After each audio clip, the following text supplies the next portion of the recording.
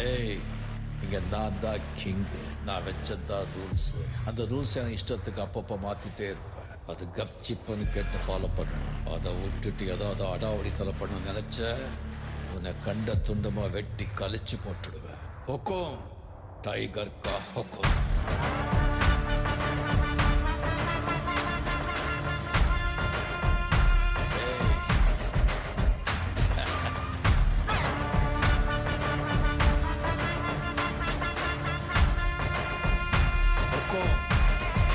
tiger